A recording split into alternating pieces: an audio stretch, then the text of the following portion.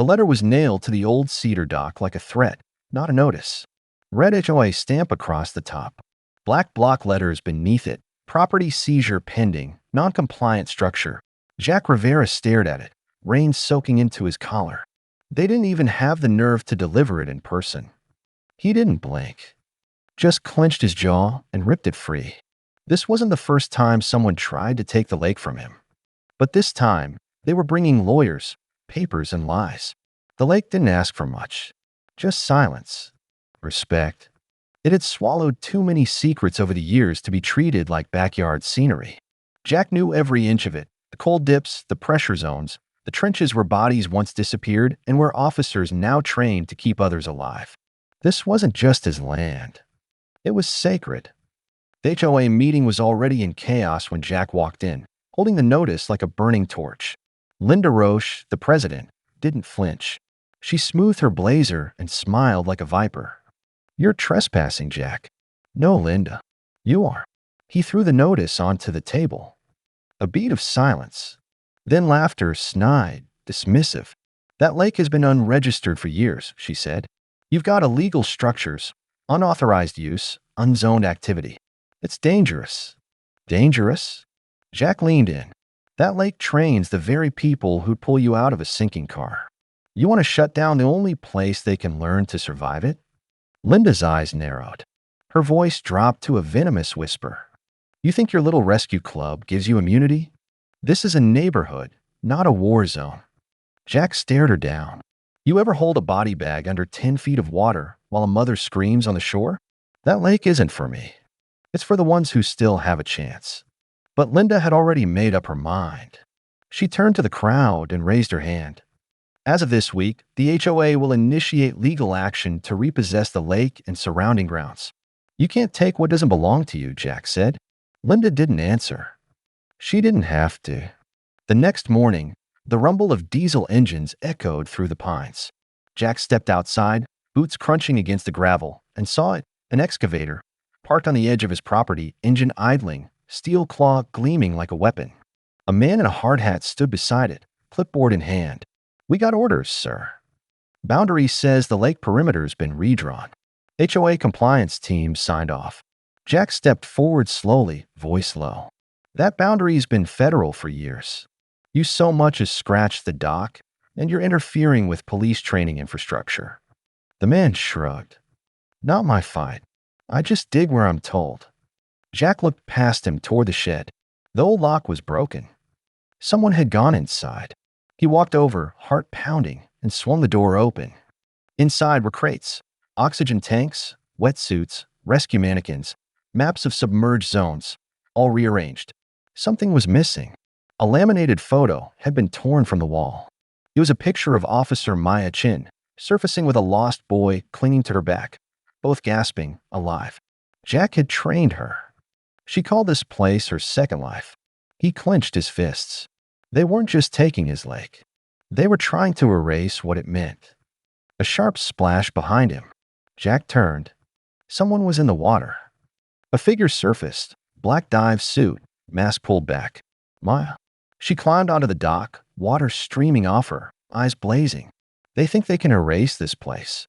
Jack said nothing, just handed her the torn photo. Her voice cracked. "Then they better learn how deep this lake goes." Behind them, the excavator shifted into gear. The excavator's metal claw hovered inches above the dock when Jack stepped in front of it, arms spread. The operator hesitated, hand frozen on the lever. One wrong move, and this wasn't just property damage, it was war. "You sure you want this fight?" Jack's voice didn't rise. It didn't need to. The operator looked past him, waiting for a signal from the clipboard guy. But he had already stepped back. The tension hung like a noose in the air. Then the machine shut off. Jack didn't move. Behind him, Maya stood on the dock, breath still heavy from the dive. She stared at the scar the claw left in the earth, shallow but violent. Linda wasn't done. That afternoon, Jack found a packet shoved under his door, thick, glossy paper, filled with photos of his property, maps, legal codes. They'd labeled it Violation Dossier. He flipped through it.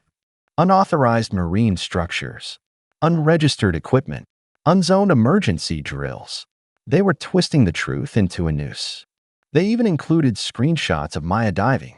One showed her mid-descent, legs perfectly vertical, oxygen tank catching the sun. The caption underneath read, "Unaffiliated individuals performing dangerous submersions without permits." She looked over his shoulder and laughed hollow. Unaffiliated. Jack, I've logged over 200 hours in that water.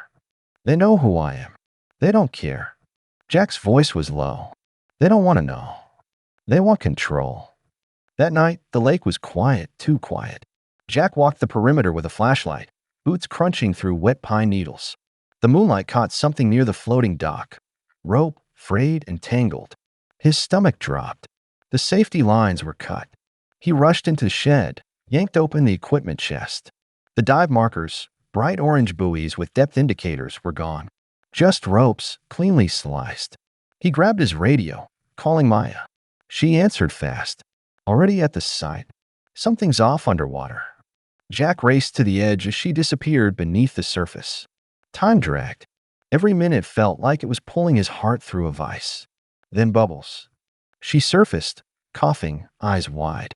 They sunk the boundary buoys. All of them. And the anchor weights are chained. That wasn't storm damage. That was sabotage. Jack helped her out. His face didn't show panic, just a storm barely held back. They're not just trying to take the lake. They're trying to make it unsafe so they can say it's a hazard. Jack pulled out a metal lockbox from beneath the dock planks. Inside, memories, Polaroids of successful rescues, officer IDs, thank you letters from families. A rusted badge, his, retired years ago.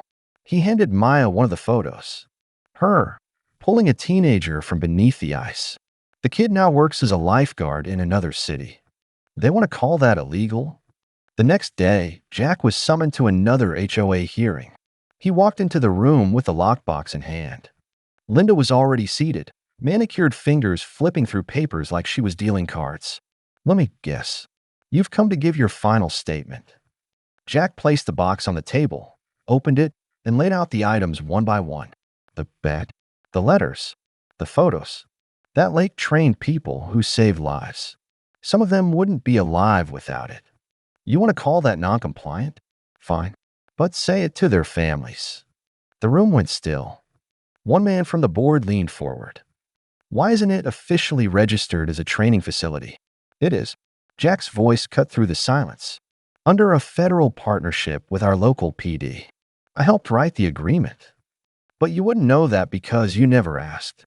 Linda's smile faltered just a little. That agreement doesn't exist anymore.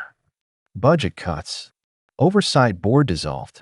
The paper trail ends 2 years ago. Maya, sitting in the back, stood. That's a lie. I'm a current officer. We still use the lake weekly. I have logs, timestamps, authorization forms. Linda turned cold. Then why aren't you in uniform? Because I'm not here on duty. I'm here as someone who almost died, until Jack trained me how not to. Jack's voice rose, quiet but razor sharp. You want to bulldoze a place that keeps your own safe, just so you can plant a gazebo. The silence cracked, but outside, an unmarked sedan parked quietly near the road. The man inside lifted a camera, snapped 3 shots of Maya, one of Jack, then dialed a number. Got the footage. He doesn't know we were recording. I'll send it now. The voice on the other end was Linda's. Perfect. Let's bury them before they resurface. The next morning, the footage dropped like a bomb. Clipped, edited, weaponized. The video showed Jack yelling, Maya out of uniform, and blurred images of dive gear scattered like chaos. The caption, unauthorized civilian militia training on HOA grounds. Within hours, it was all over the neighborhood's community app. Comments poured in. Wild accusations. Paranoia. Words like threat, paramilitary, and danger to families filled the screen. Jack watched it unfold in silence. Maya paced the dock behind him, her hands trembling with fury. They cut everything. All context. No mention of rescue drills. No mention of the kids we've saved. It's not about truth anymore. It's about noise. Jack wasn't new to war.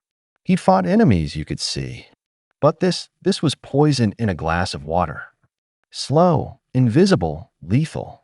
The real blow came later that afternoon.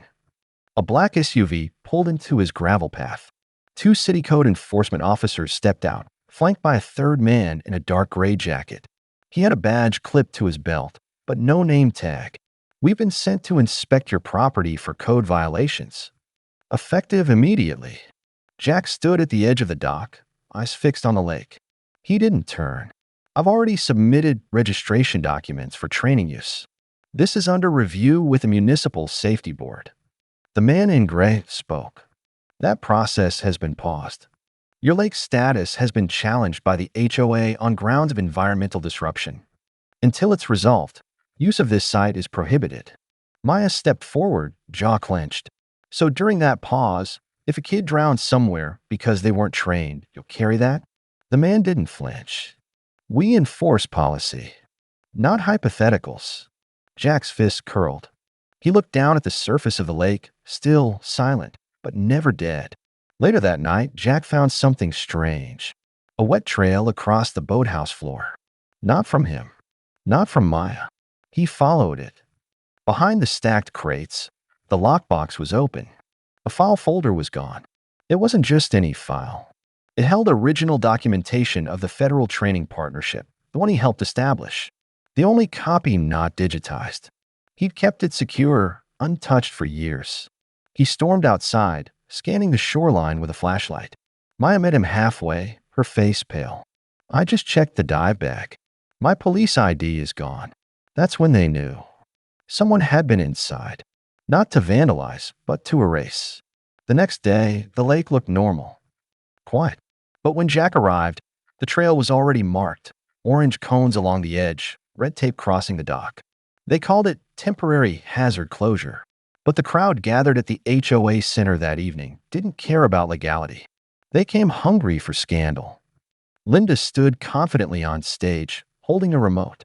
She clicked, and the screen behind her lit up with grainy footage of Jack training someone underwater. "This isn't rescue. This is vigilantism." The crowd buzzed. Then she showed the dive logs, doctored. The timestamps manipulated. It looked like Jack had been hosting midnight drills with no authorization. Jack stepped forward. "That footage was taken from a private archive. You stole it." Linda smiled. "The neighborhood has a right to protect itself." Then she pointed at Maya. "And this officer isn't on record as assigned to this facility. So either she forged documents, or you both broke federal code." Maya looked at Jack, her breath shallow. "They're framing us." Jack took one step closer to Linda, eyes locked. "You crossed a line." Linda's voice never wavered. "No, you did. When you made yourself a hero without permission." Jack turned to the crowd. "This lake has trained over 50 officers in 15 years. Saved lives.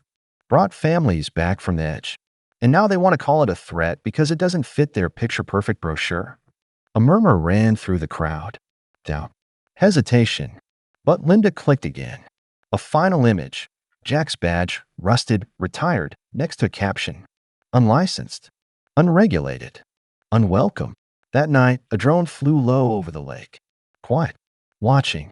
Inside the shed, Maya found a small black device blinking red beneath the oxygen tanks. "They're recording us now." Jack stared at the water, rage rising beneath the surface. "They want to bury the truth. Then we show them what it looks like when it fights back." The next morning, Jack was already waist-deep in the lake before sunrise. The water was cold, sharper than usual, but he welcomed it. Silence out here was rare now. Even the birds seemed to hold their breath. Maya stood at the edge with a folder gripped tight in her hand. New dive certification documents, signed by her commanding officer. She'd spent all night at the precinct, pushing through red tape with raw voice and sheer defiance. "They'll try to say they're expired," she said. "Then we show them what real training looks like," Jack replied. They weren't hiding anymore. They were preparing. Jack rewired the motion-activated lights around the dock. Maya ran drills with two rookies who'd volunteered to help after hearing what happened. They knew the risk. The whispers had reached the department. Some were told to stay clear. But not all listened. They still believed the lake mattered. By noon, the HOA retaliation arrived. A fleet of SUVs rolled in, 6 vehicles deep. Security vests, clipboards, and one camera crew. Linda stepped out dressed like she was on a campaign trail. not a confrontation. She waved to the camera. Today, we are officially beginning reclamation procedures for this illegally developed lakefront. Jack stood beside Maya and the rookies, arms folded. No weapons. No aggression. Just defiance. You're trespassing on an active emergency services training site. Linda didn't blink. She raised a paper. Cease and desist. Issued this morning. By city authority. Your lake is now a public safety risk. The camera zoomed in on Jack's face. He didn't flinch. Behind him, Maya handed over her documents. Sign. Stamp. Active. And these officers are under current field training. Authorized. Linda's face twitched just once. But she recovered fast. We've reviewed the footage. There's no formal curriculum. No oversight. That's because you erased the oversight, Jack said. But we archived everything. He pointed to the boathouse, where a monitor displayed surveillance footage from weeks prior. Full drills. Protocols followed. Officer IDs visible. Real-time logs. You wanted to catch us breaking the rules. But we kept receipts. The camera crew looked uneasy now. One of them turned to Linda. Did you know they had this? Linda's jaw tightened. It's fabricated. It's not admissible. Jack stepped forward, eyes burning. You want to make this about legality? Fine. But what happens when the people who trained here show up and speak? That's when the first voice called out from the trees. I trained here. 2014, pulled a girl from a submerged vehicle 2 years later because of what I learned here. Another stepped out. A firefighter. Used this dock to practice deep dives. Got my certs right here. Then another. A mother. Voice trembling. My son fell through ice. Officer Chun saved him. She learned how right in this water. The crowd grew. No signs. No shouts. Just presence. Linda's face turned cold. This doesn't change the paperwork. Jack's voice was low, steady. No. It changes the story. Behind them, Maya flipped the switch. The lake lit up. Floodlights revealed the full training setup. Mannequins floating in place. Depth buoys restored. Oxygen tanks labeled and filed. Everything in order. This isn't your backyard, Jack said. It's a field station. And it's staying. Linda raised her hand. Then we'll escalate. She turned to the camera. The HOA is pursuing emergency injunction to seize this land under Public Hazard Code. And if the city won't help us, we'll bring federal attention. Jack's gaze didn't waver. Good. Then maybe the truth will get louder than your lies. That night, someone fired a flare into the sky over the lake. Not fireworks. A signal. Jack rushed outside, gunmetal flashlight in hand. The glow painted the treetops red. On the dock, Maya found a plastic envelope weighted with stones. Inside, a printed screenshot from the community app. Anonymous user, next time it won't be a flare. Beneath it, a date circled in red ink. 3 days from now. Jack looked out at the lake, the dark surface rippling with wind. His voice barely a whisper. They want war. Then we meet them in the deep. The morning of the third day came with a silence so heavy it felt unnatural. Not a single leaf rustled. Not a single bird sang. The lake held its breath like it knew what was coming. Jack sat at the edge of the dock, gear beside him. Maya joined him quietly, both staring into the still water. The red-circled date burned in the back of their minds. Across the lake, trucks began to roll in. More than before. Not just HOA this time, private contractors. Security in black uniforms. Bulldozers. Fences stacked on flatbeds. They brought muscle. Linda arrived last. Not in an SUV. In a polished black car with tinted windows. Her heels clicked louder than the tension. She stepped out holding a single folded document and handed it to the lead contractor. Emergency seizure. Signed by a municipal judge. Effective immediately.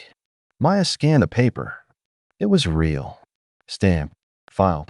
Legal. Jack didn't speak.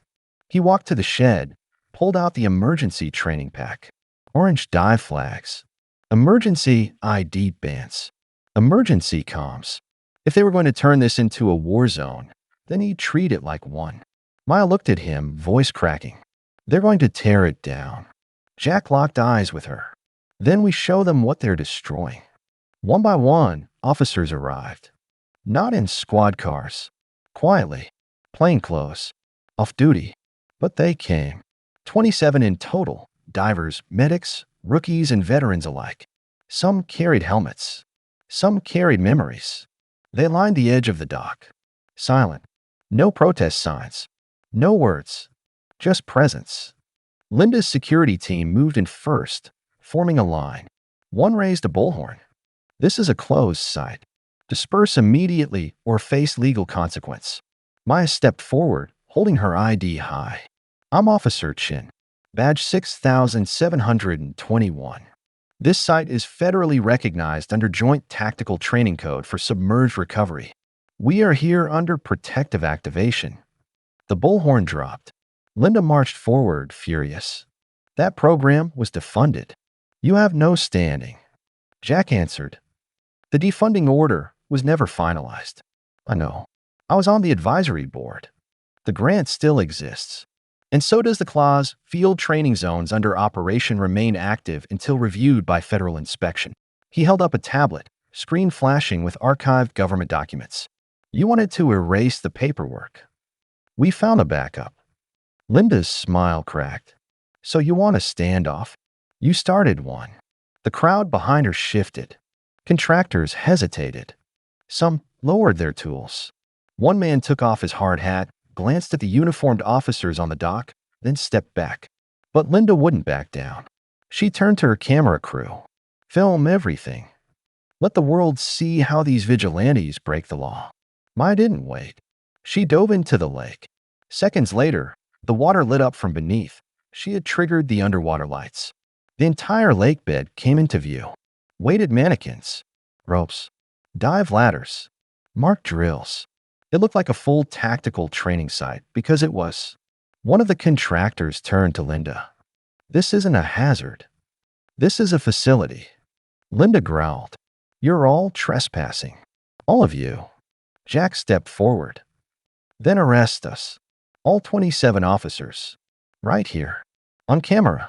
In uniform. No one moved. Linda reached for her phone. Dialed. Waited. Yes, give me city legal. But they didn't answer. She called again. Still nothing. That's when a black SUV pulled in, different from the rest. Federal plates. Two men stepped out. Clean suits. Serious faces. One held a file. The other a badge. We're here on behalf of the Department of Justice. Linda froze. Jack stepped aside, letting them pass. We've received complaints of attempted seizure of a federal-aligned training site without proper review or coordination. The suited agent handed Linda a document. Until this review is complete, this lake remains protected under Provisional Emergency Services Training Statute 118B. Linda's jaw clenched. You can't just. But the agent cut her off. You tampered with evidence. You distributed manipulated footage. You unlawfully entered secure property. Linda turned pale. The agent pointed to the camera crew. Turn that off. No. The screen went dark. For a long moment, the only sound was the ripple of water. The federal agent turned to Jack. You're clear to resume training operations. And we'll be looking into every action taken by your HOA board from the past 6 months. Linda didn't speak. She got in her car and slammed the door. It peeled away without another word. Maya surfaced, pulling her mask off, smiling through the water. It's ours again. Jack nodded, but his eyes stayed on the tree lean. The fight was over, but something told him the shadows hadn't finished whispering. Still, for the first time in weeks, the lake felt like home again. And the people who trained there. They'd never forget what it took to protect it. 3 days later, Calm returned like a stranger to the lake, slow, cautious, unfamiliar. The dock was quiet again. No cones. No tape. The floodlights stayed off, not from fear, but from peace. Jack walked the shoreline alone that morning, the scent of pine and damp earth hanging thick in the air. For the first time in weeks, there were no drones, no footsteps in the brush, no echo of conflict. But silence never meant safety. Inside the boathouse, Maya was sorting through the old dive logs when she found it, tucked beneath the false bottom of a storage drawer. A USB drive wrapped in electrician's tape. It wasn't hers. It wasn't Jack's. They'd checked this room a dozen times during the fight. She called Jack over. He took one look at it and went cold. "Plug it in," he said, but offline. She inserted the drive into a secured laptop, one with no connection to any network. What loaded wasn't video. It was documents. Dozens of them. Internal memos. Financial transfers. Names. Dates. But one document stood out. Project. Shoreline Rezone Initiative. It wasn't about safety. It was about development. Linda had filed paperwork months before to rezone the lake for commercial use. A luxury marina. A private boat club. She planned to drain sections of the water, level the dock, and sell parcels for profit. And she needed Jack out to make it legal. Maya scrolled faster, her hands shaking. She lied about everything. Even the footage. Even the anonymous posts. One file included a screenshot of the community app and admin panel. The anonymous accounts, all registered under her assistant's email address. She'd created the outrage, then weaponized it. Jack stared at the screen, then walked outside without a word. He stood on the dock as a storm began to roll in, clouds stacking like walls. The water darkened beneath them. She didn't just try to erase the training. She tried to erase what it meant. That evening, they called a meeting. Not at the HOA center. Not in an office. But at the lake. No cameras. No microphones. Just neighbors, invited quietly, person to person. They came in twos and threes. Teachers. Paramedics. Veterans. Teenagers who'd once trained on the dock. Even some of the same contractors who'd been ordered to tear it down. Jack didn't raise his voice. He didn't show the drive. He just told them the truth. You were told we were a threat, but you weren't told why. He pointed to the lake. This water trained first responders who save your families. Linda wanted it gone, not for safety, but for profit. Maya stepped forward, holding the worn dive log. This place wasn't just about drills. It was about trust. And they tried to sell it without your vote, your voice, your consent. The crowd shifted. A mother began to cry. A man clenched his fists. Some had defended the HOA at first. Now they realized they were used. The next day, signatures poured in. Petitions. Legal filings. HOA board members stepped down. Linda disappeared from the community overnight. Her house listed for sale 2 days later. No farewell. No explanation. But the lake remained. Jack and Maya rebuilt the dock with help for volunteers. They scrubbed the boathouse clean, repainted the faded training signs. Officer trainees returned, more than before. And they trained harder, knowing what it cost to protect the space. One afternoon, a boy approached Jack at the edge of the lake. Maybe 10 years old. Nervous. "My sister was saved by someone who trained here. I want to learn too." Jack crouched, handed him a pair of goggles. "Then let's start where she did." As the sun dipped behind the trees, the lake shimmered gold, no longer just water, but memory. It stood as a place earned, not given. Protected not by law, but by those willing to speak when silence would have been easier. And though the battles had faded, the legacy only deepened. Because sometimes the loudest justice doesn't roar. It ripples. 6 months passed. The lake no longer bore scars, it breathed. The seasons turned its waters a deep emerald, and the dock, once weathered and broken, stood firm with new planks, carved initials, and fresh life. Jack rose before dawn each day, as he always had. But now he wasn't alone. The dock was busy by sunrise. New trainees, officers, rescue volunteers. The place had grown into more than a training site. It had become a symbol. Local schools sent students to observe search and rescue simulations. Families visited to remember loved ones saved. The once forgotten lake had transformed into a heartbeat of the community. One fog-heavy morning, Maya found Jack standing near the boathouse, holding a faded photograph. It was old, crinkled at the edges. A picture of him and his former dive team, taken right on that dock 20 years earlier. "We used to think no one would remember what we built here," Jack said, voice low. But they remembered. Because someone refused to forget. Maya nodded and looked out at the water where a new batch of recruits prepared for their first deep dive drill. Among them was the boy who once approached Jack, the one whose sister had been saved. Now in uniform, focused, determined. Jack smiled faintly. He'll be better than we ever were. The peace didn't come without struggle. After Linda vanished, investigators unearthed years of misused HOA funds, secret accounts, and a network of silent partners tied to development deals far beyond the lake. Her assistant was arrested trying to shred documents. 2 board members resigned before formal hearings. One broke down in tears at a town hall meeting, admitting they had known, but stayed quiet out of fear. But silence had a price, and so did complicity. The community began to rebuild, not just the structures, but the trust. They voted in new leadership. Transparency rules were passed. And for the first time in decades, the HOA felt like it belonged to the people it claimed to serve. One summer afternoon, the mayor herself visited the lake. No speech, no press, just quiet observation. She walked the dock with Jack and Maya and listened. "You didn't just protect a training site," she said. "You reminded us what protection actually means." That evening, a memorial was held at the lake. Not for death, but for rebirth. People came with candles. Children wrote letters to first responders. Officers placed tokens from past rescues, dog tags, patches, old gloves, at the base of flagpole. Maya read a single note aloud.